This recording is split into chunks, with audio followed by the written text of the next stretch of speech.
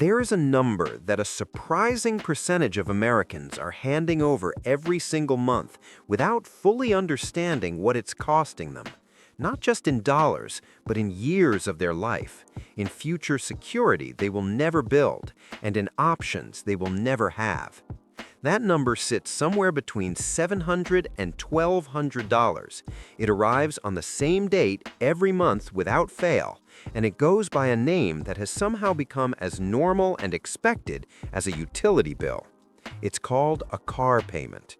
And the quiet financial destruction it causes in the average household is one of the most under-examined wealth killers in modern personal finance. Here's what makes this topic so fascinating and, honestly, so troubling. Pull into any parking lot in any city in America and look around you.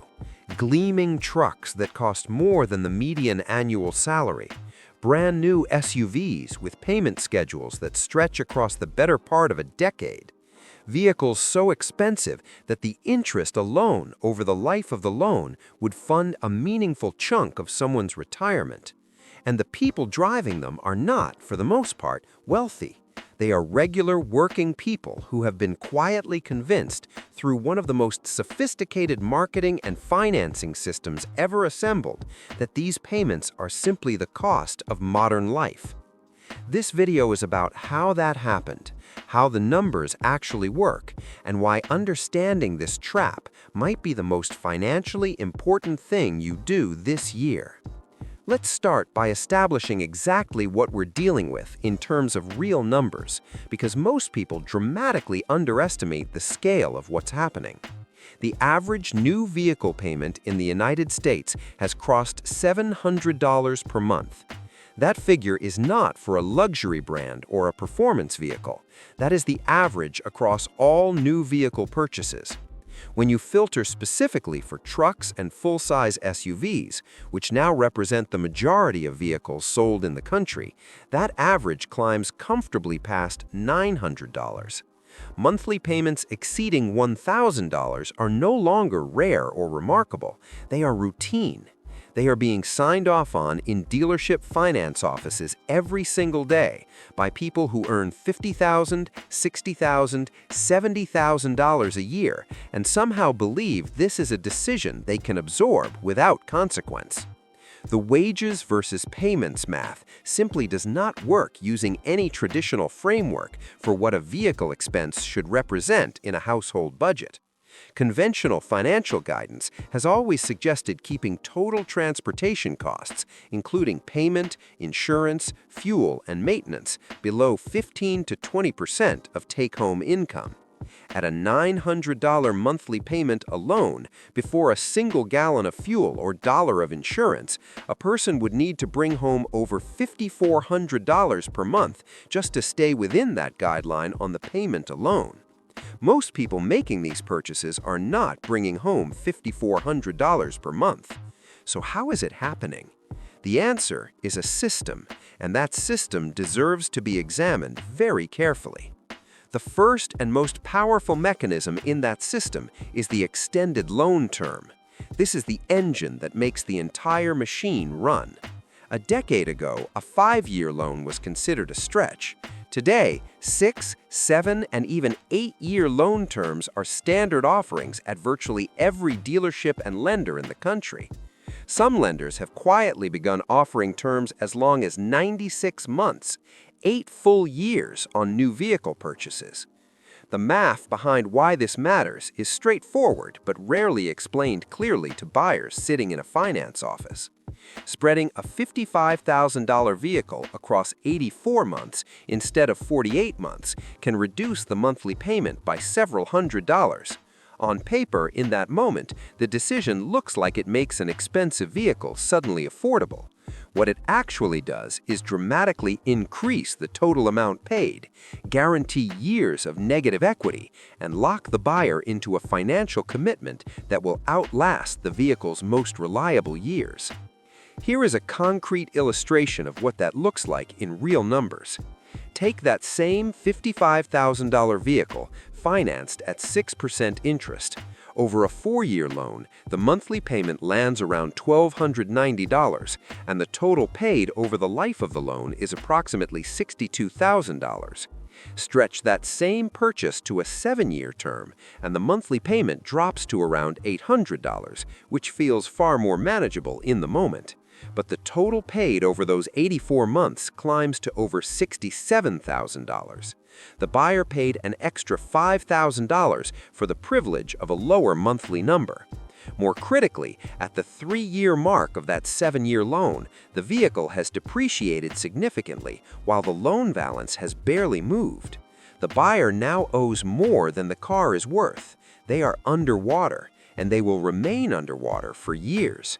That condition has a name: negative equity, and it is the foundation of the next phase of the trap. Negative equity is where the car payment cycle becomes genuinely self-perpetuating. Here's how it unfolds in practice. A buyer purchases a vehicle with a 7-year loan. 3 or 4 years in, the vehicle has depreciated and the loan balance still substantially exceeds the market value. The buyer, for any number of reasons, the vehicle needs repairs, they want something newer, their circumstances changed, they decide to purchase a different vehicle. A trade-in is the obvious mechanism.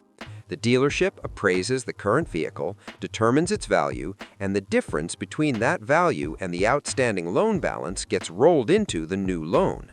The buyer does not write a check for the shortfall. Instead, they finance it, which means they begin their new loan already owing more than their new vehicle is worth before they've driven it off the lot.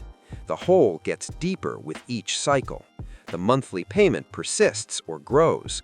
The buyer remains a permanent customer of the financing system, unable to exit cleanly without absorbing a loss they've never actually set aside the funds for. Dealerships do not discourage this cycle. It would be more accurate to say they've built their business models around it. A buyer trapped in negative equity who wants to purchase a new vehicle is not a problem to be solved. They are a repeat customer with a predictable purchase trigger. The financing system accommodates them. The trade-in absorbs their deficit invisibly, and the new loan begins its own depreciation journey. The plates keep spinning, and the buyer keeps running.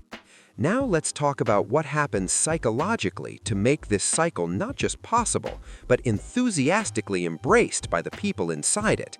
Because pure financial mechanics don't fully explain why millions of people are voluntarily signing documents, committing them to $900 monthly payments for 7 years. There's a deeper story here about identity, status, and one of the most effective long-term marketing campaigns in American commercial history. The automotive industry figured out several decades ago that vehicles are not primarily rational purchases, they are emotional ones. The decision to buy a particular truck or SUV is rarely driven by a careful analysis of transportation needs and cost per mile. It's driven by how the vehicle makes the buyer feel about themselves and how they believe it causes others to perceive them. Rugged, successful, capable, modern.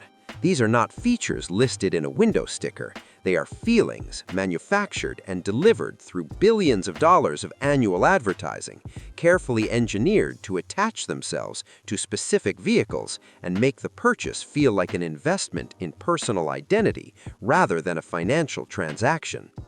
Once that emotional framing is in place, the payment conversation becomes almost irrelevant. You're no longer evaluating whether $900 per month is a rational use of your income. You're evaluating whether you deserve this, whether you have earned it, whether you are willing to accept something lesser, and what that acceptance says about you. The dealership finance office is specifically designed to operate inside that psychological state. Nobody in that room is talking about opportunity cost or compound interest. The conversation is about monthly payment, term length, and whether you want the extended warranty folded in. Every element of that environment is optimized to move you from emotional commitment to financial signature as smoothly and quickly as possible. But even with all of that psychological machinery in place, the monthly numbers still have to be made to fit real household budgets. And this is where things get genuinely revealing about the sacrifices people are making without fully acknowledging them. Many households carrying extreme vehicle payments have restructured their entire financial lives to accommodate them. They are living in smaller spaces than they need or want. They are carrying credit card balances on groceries and everyday expenses to free up cash for the payment. They are skipping contributions to retirement accounts. They are deferring medical and dental care. They are foregoing the emergency funds that would protect them from exactly the kind of unexpected expense that a vehicle, ironically, tends to generate. They made the car payment the immovable center of their monthly budget and built everything else around it, quietly accepting a reduced quality of life in every other dimension to maintain the appearance of a particular one. Some people are working second jobs specifically to cover vehicle costs. The arithmetic of this situation contains a dark irony worth noting. They are using a vehicle to generate income they then use to pay for that same vehicle. The truck becomes simultaneously the instrument of additional labor and the destination of its proceeds. That is not financial independence. That is automotive indentured servitude dressed in chrome and touchscreen displays. The true cost picture becomes clearest when you add up everything a vehicle actually costs in a single honest accounting. Take the $55,000 truck scenario with the 7-year loan at 6%. The loan payment over 84 months totals approximately $67,000. Insurance on a vehicle of that value with appropriate coverage will run conservatively $220 per month, adding roughly $18,500 over the loan period. Fuel for a truck averaging 17 miles per gallon at an average fuel price of $3.50, driven 15,000 miles annually, costs approximately $3,700 per year, or $26,000 over 7 years. Maintenance, tires, and repairs over that same period will realistically total $12,000 to $15,000 for a well-maintained vehicle. Add those columns together, and the total cost of owning and operating that truck for 7 years lands somewhere between $123,000 and $127,000. At the end of those 7 years, the truck has a resale value of perhaps $14,000 to $18,000. The owner has spent well over $120,000 to arrive at an asset worth a fraction of that. That is not a transportation expense. That is a wealth transfer of extraordinary proportions conducted monthly in small enough increments that the full magnitude rarely registers. The true comparison that should sit with every person reading this is simple and clarifying.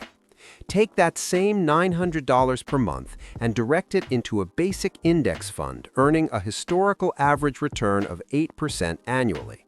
Over 7 years, that produces approximately $80,000.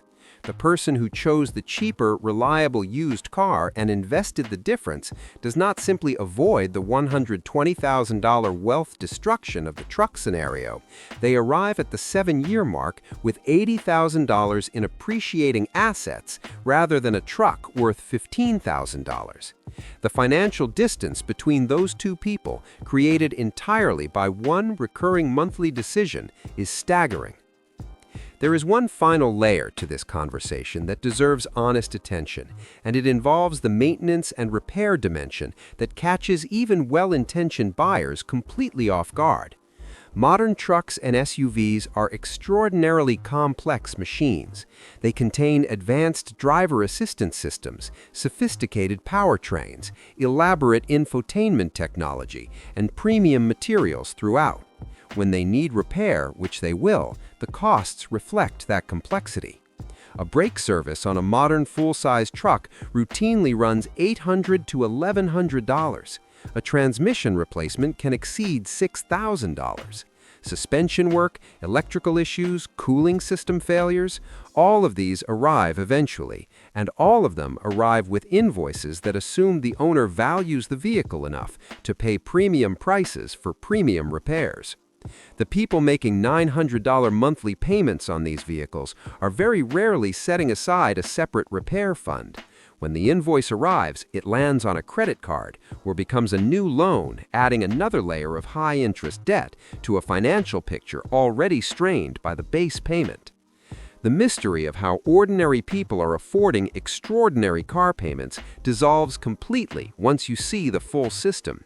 They are not affording them. They are financing them across extended timelines, rolling negative equity forward into new loans, restructuring household spending around them, occasionally working additional jobs to sustain them, and deferring the financial consequences into a future that will eventually arrive with significant force. The truck in the driveway looks like success. The financial statement underneath it frequently tells a different story. The most useful thing anyone can take from this is not guilt about past decisions, but clarity about future ones. The next time a monthly payment is presented in a finance office as the primary measure of affordability, the right question is not whether that number fits this month's budget. The right question is, what does the full cost of this vehicle across its ownership period actually amount to? What is that money worth if directed elsewhere? And what am I genuinely trading away for this? Answering those questions honestly before the signature changes everything.